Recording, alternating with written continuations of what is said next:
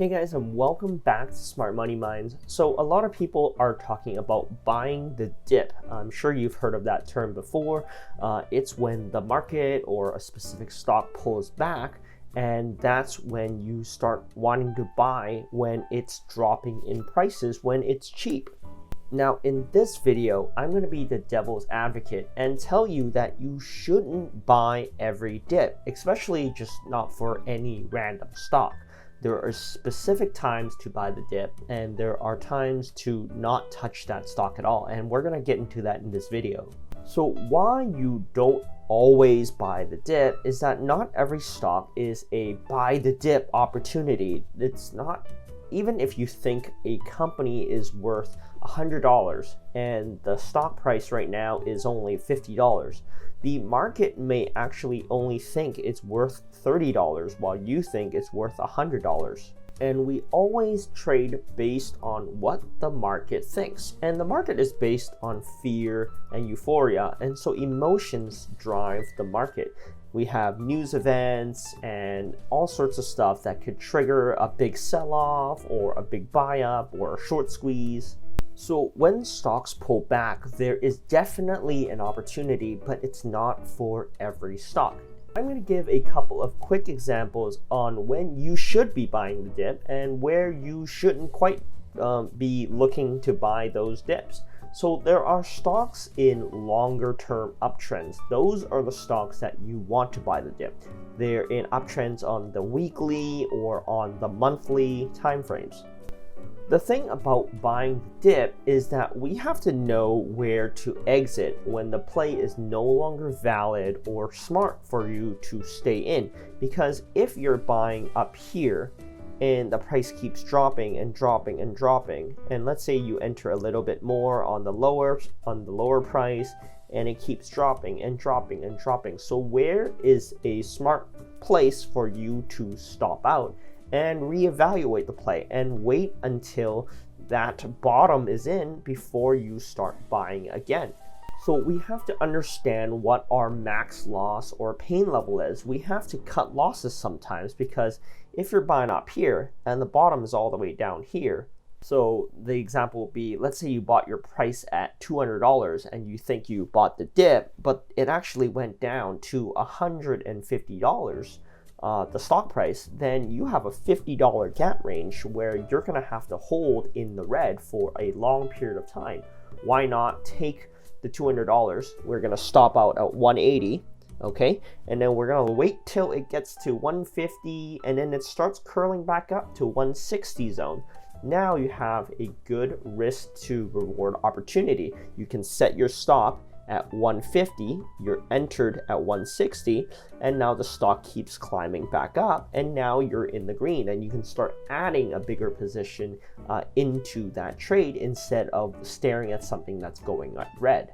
So that brings us to the next point, which is just being comfortable in the red, because if you start buying at 200 and it keeps dropping and dropping, now you're at 180, you decide not to stop out, you're saying, okay, I'm going to give it more space, and it keeps dropping to 170, 160. Where is it that you're going to be comfortable with, that you see that your money is being lost, and when is the stock going to turn around? And so that brings us to the last point, which is we have to take the smaller losses to make those big gains.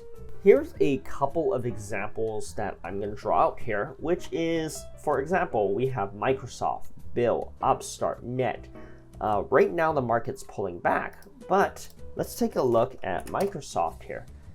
We had a decent pullback here from the high, but let's take a look at the longer time frame. Look at what Microsoft has done on the monthly time frame here. It has continued to hold this 8 EMA line all the way up. So back to our guideline is that this is on a long-term uptrend. So this is actually a good buy the dip opportunity. If you came down, you saw this zone right over here, the 280, 283 zone, right around this range here.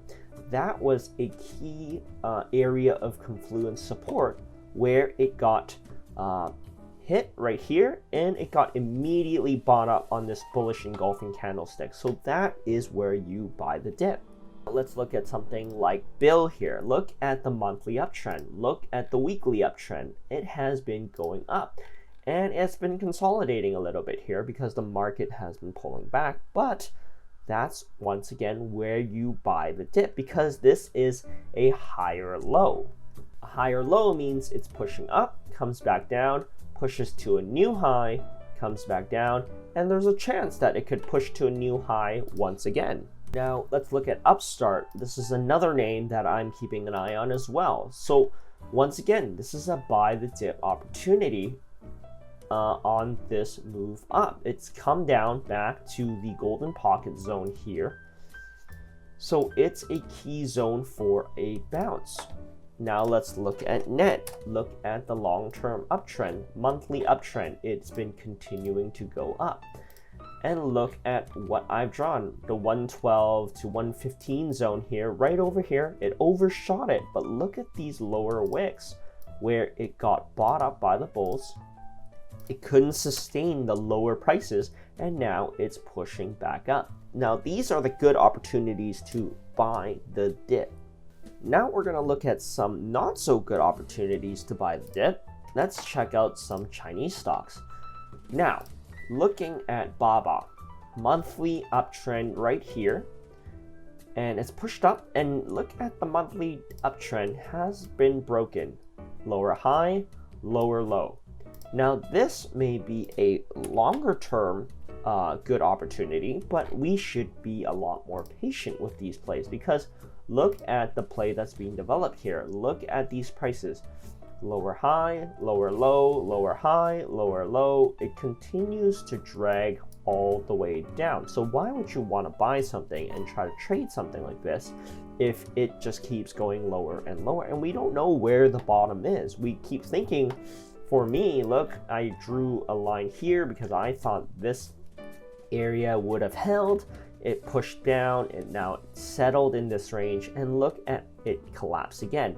And now this is another zone that I'm looking at, the 144 zone here, and now it's back testing a couple of times, but it could easily set a lower high and a lower low.